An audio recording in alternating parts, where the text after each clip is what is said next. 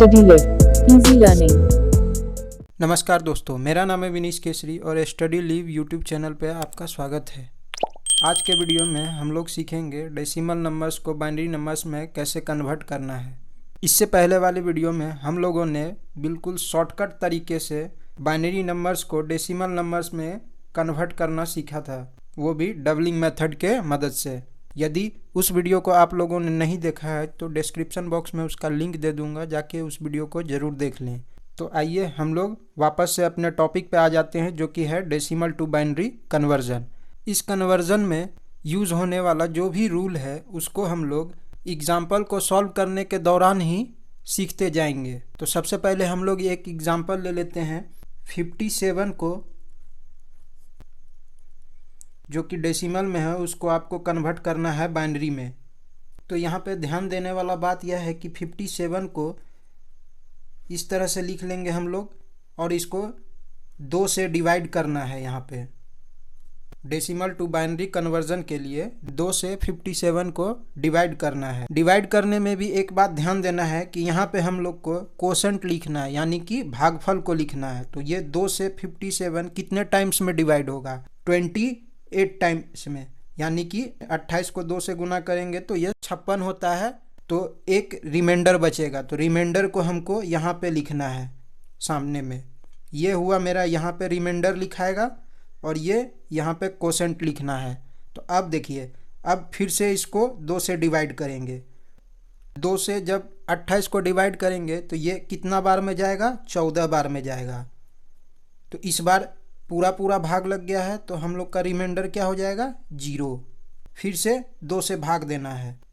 अब आप पूछोगे कि 2 से हम लोग को कब तक भाग देना है? तो यहाँ पे 2 से तब तक भाग देना है जब तक कि ये 0 ना आ जाए, यानी कि कोशेंट 0 ना आ जाए यहाँ पे। क्योंकि यहाँ पे हम लोग कोशेंट लिख रहे हैं, यानी कि भागफल लिख रहे हैं। तो भागफल जब तक 0 ना आ जाए तब तक हम लोग को 2 से इसको डिवाइड करते रहना है। फिर से 2 से डिवाइड करते हैं तो ये कितना बार में जाएगा? 7 बार में जाएगा। तो फिर से हम लोग का यहाँ पे रिमाइंडर क्या हो जाएगा? 0, क्योंकि पूरा भाग चला गया है।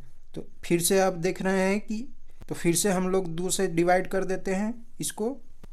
2 से ये 3 बार में जाएगा।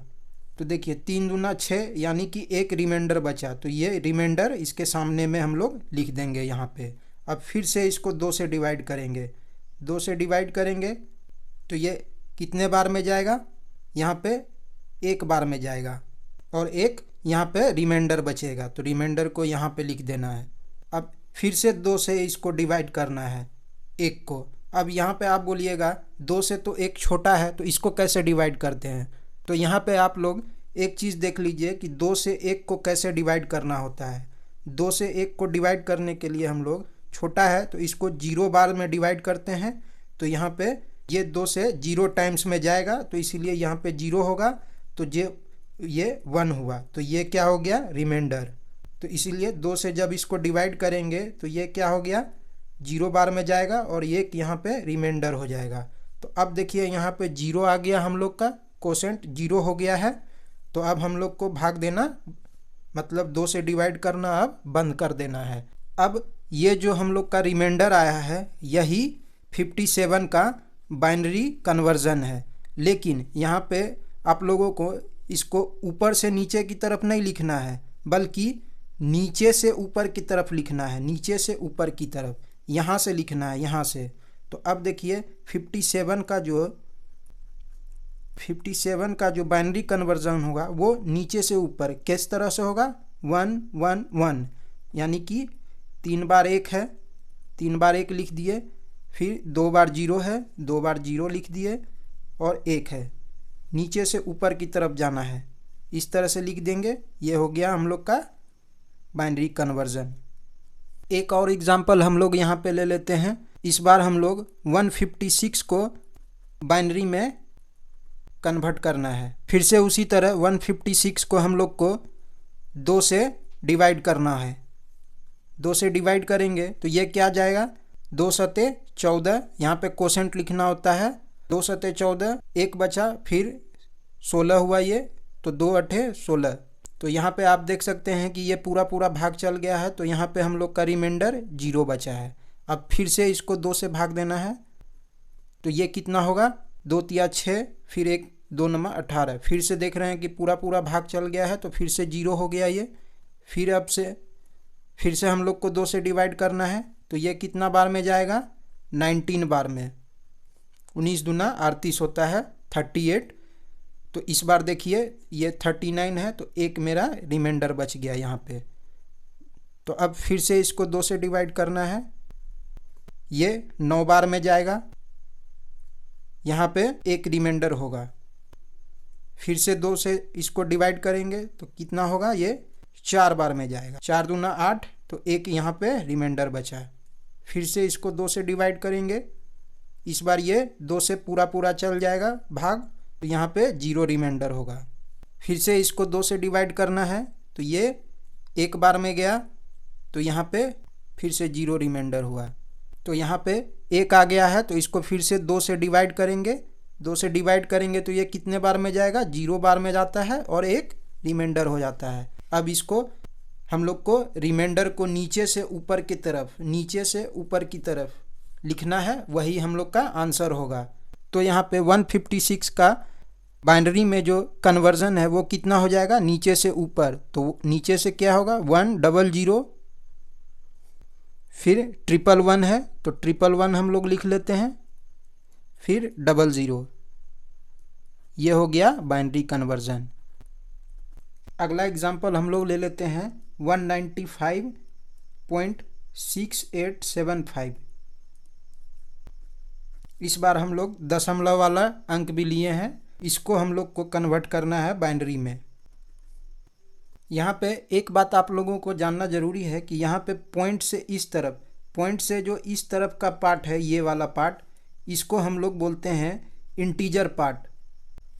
इसको इंटीजर पार्ट बोलते हैं। और यहाँ पे पॉइंट यानी कि बिंदु से इस तरफ का जो पार्ट है, इसको हम लोग बोलते हैं फ्रैक्शनल पार्ट।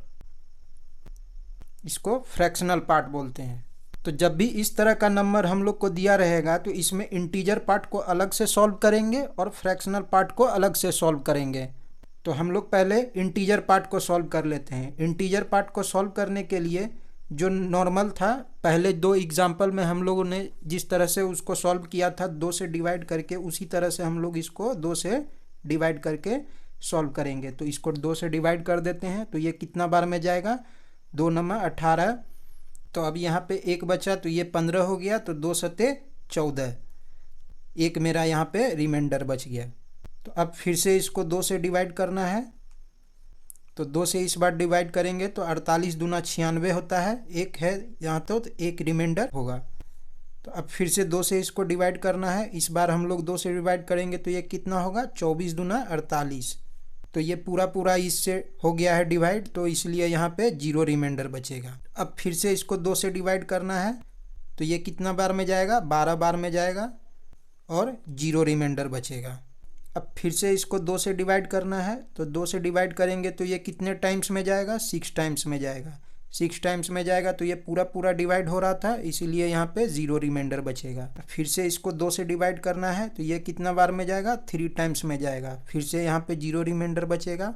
अब फिर से इसको 2 से डिवाइड करना है, इसको तब तक डिवाइड करना है जब तक 0 ना आ जाए, तो इसीलिए ये 1 टाइम्स में जाएगा, एक यहाँ पे रिमाइंडर बचेगा। 1 है, तो 1 को भी हम लोग 2 से डिवाइड करेंगे, हम लोग को कोसेंट 0 लाना होता है, तो यहाँ पे 0 टाइम्स में जाएगा, एक यहाँ पे रिमाइंडर आ जाएगा। तो अब यहाँ पे आप देख सकते हो कि हम लोग को नीचे से ऊपर की तरफ लेना होता है, तो जो भी रिमाइंडर है उसको नीचे से हम लोग ऊपर की तरफ लेंगे। तो यहाँ पे देख सकते हैं कि 195 का जो कन्वर्जन है, 195 यानी कि इंटीजर पार्ट का है, तो इंटीजर पार्ट का कन्वर्जन कितना आया है? नीचे से हम लोग लेंगे 11। कितना बार 0 है? 1 2 3 4, 4 बार 0 है। फिर से 11। ये हो गया इसका बाइनरी कन्वर्जन। अब यहाँ पे इंटीजर पार्ट तो सॉल्व हो गया, अब हम लोग फ्रैक्शनल पार्ट को सॉल्व करते हैं। तो फ्रैक्शनल पार्ट को हम लोग लिख लेते हैं, वो क्या है? 0 पॉइंट, यानी कि इसमें 195 को अलग कर देंगे तो ये कितना होगा? 0.6875। 6875। अब यहाँ पे एक बात आप लोगों को ध्यान देना है कि हम लोग जब इंटीजर पार्ट को सॉल्व करते थे तो यहाँ पे क्या करते थे, 2 से डिवाइड करते थे। लेकिन जब हम लोग फ्रैक्शनल पार्ट को सॉल्व करेंगे तो यहाँ पे 2 से डिवाइड ना करके 2 से हम लोग मल्टीप्लाई करेंगे इसको। तो जब इसको हम लोग मल्टीप्लाई करेंगे तो ये कितना हो जाएगा, 1.375। अब यहाँ पे आप लोगों को इंटीजर पार्ट अलग करके यहाँ पे लिख देना है, यानी कि यहाँ पे पॉइंट के इस तरफ का पार्ट जो है ये इंटीजर पार्ट है, पॉइंट के इस तरफ का पार्ट जो है ये फ्रैक्शनल पार्ट है। यहाँ पे हम लोग पहले ही डिस्कस कर चुके हैं। तो यहाँ पे हम लोग को इंटीजर पार्ट अलग करके, ये इसका इंटीजर पार्ट क्या है 1, तो 1 को यहाँ पे लिख देना है। जो फ्रैक्शनल पार्ट बच गया है यानी कि 0.375 उसको यहाँ पे लिख देना है फिर से। अब 0.375 को हम लोग को 2 से मल्टीप्लाई करना है। इसको फिर से हम लोग मल्टीप्लाई करेंगे तो ये क्या हो जाएगा, 0.75। इसका इंटीजर पार्ट क्या हो गया, 0, तो यहाँ पे हम लोग 0 लिख देंगे। और इसका फ्रैक्शनल पार्ट क्या है, 0.75, तो यहाँ पे हम लोग फिर से इसको 0.75 को 2 से मल्टीप्लाई करेंगे। 2 से मल्टीप्लाई करेंगे तो ये कितना हो जाएगा, 1.50। तो इस बार देखिए इसका इंटीजर पार्ट कितना है, 1 है, तो 1 को यहाँ पे हम लोग लिख लेते हैं साइड में। और फ्रैक्शनल पार्ट यानी कि 0.50 को फिर से हम लोग को 2 से मल्टीप्लाई करना है। तो यहाँ पे देखिए कि 1.00 होगा। तो इसका भी इंटीजर पार्ट क्या है, 1 है, तो 1 को हम लोग यहाँ पे साइड में लिख लेंगे। अब यहाँ पे आप लोग देखिए कि इसका जो फ्रैक्शनल पार्ट है ये वाला पार्ट, ये 0 आ गया है। तो अब यहाँ पे हम लोग को आगे मल्टीप्लाई नहीं करना है। वैसे भी 0 को किसी भी डिजिट से मल्टीप्लाई करने पे वो संख्या 0 ही होता है। तो यहाँ पे हम लोग को इस प्रोसेस को रोक देना है। तो यहाँ पे हम लोग इस चीज़ से क्या सीखे हैं कि फ्रैक्शनल पार्ट को तब तक सॉल्व करना है जब तक कि वो 0 ना आ जाए, यानी कि फ्रैक्शनल पार्ट 0 ना हो जाए, तब तक हम लोग को मल्टीप्लाई करते रहना है 2 से। अब यहाँ पे आप लोग बोलोगे कि कभी कभी हम लोग के सामने ऐसा फ्रैक्शनल पार्ट आ जाएगा कि जिसको 2 से मल्टीप्लाई करेंगे तो उसका फ्रैक्शनल पार्ट कभी भी 0 नहीं होगा। तो वहाँ पे हम लोग को यहाँ जो इंटीजर पार्ट हम लोग साइड में अलग से लिखे हैं ना, तो इसको हम लोग को ध्यान देना है कि ये कब रिपीट हो रहा है। तो जब देखिएगा कि ये वाला पार्ट जो है रिपीट होने लगेगा तो वहाँ पे हम लोग को रिपीटिशन तक ही निकालना है, या 2, 3 या 4 स्टेप तक हम लोग को निकाल के यहाँ पे छोड़ देना है। फ्रैक्शनल पार्ट का वही आंसर हो जाएगा। तो यहाँ पे एक्चुअली 0 आ गया है, तो यहाँ पे हम लोग को ये वाला हम लोग का रिजल्ट हो गया। तो फ्रैक्शनल पार्ट का रिजल्ट हम लोग कैसे लिखेंगे, 0.6875। इसका रिजल्ट हम लोग कैसे लिखेंगे, बाइनरी कन्वर्जन जो है। तो देखिए इंटीजर पार्ट में हम लोग क्या करते थे, नीचे से ऊपर लेते थे, इसमें नीचे से ऊपर लेते थे। लेकिन फ्रैक्शनल पार्ट में हम लोग क्या करेंगे, ऊपर से नीचे की तरफ लेंगे। यहाँ पे यही चीज़ हम लोग को ध्यान में रखना है। तो देखिए इसका कन्वर्जन क्या हो जाएगा, ऊपर से नीचे की तरफ 1011। तो ये हो गया 1011। ये इसका फ्रैक्शनल पार्ट का बाइनरी कन्वर्जन है। अब इसको हम लोग को कंबाइंड करके लिख देना है दोनों को, यानी कि फाइनली जो है हम लोग का 195.6875 इसका जो बाइनरी कन्वर्जन होगा वो क्या होगा, 11 4 बार 0 है, 11।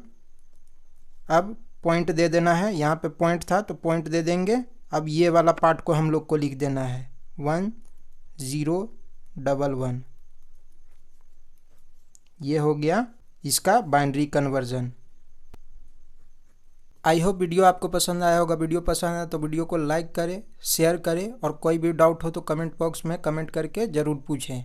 और चैनल को सब्सक्राइब करके बेल आइकन ज़रूर प्रेस कर दें ताकि मैं जब भी इस तरह का वीडियो अपलोड करूं तो आपको नोटिफिकेशन मिलता रहे। तो मिलते हैं अगले वीडियो में।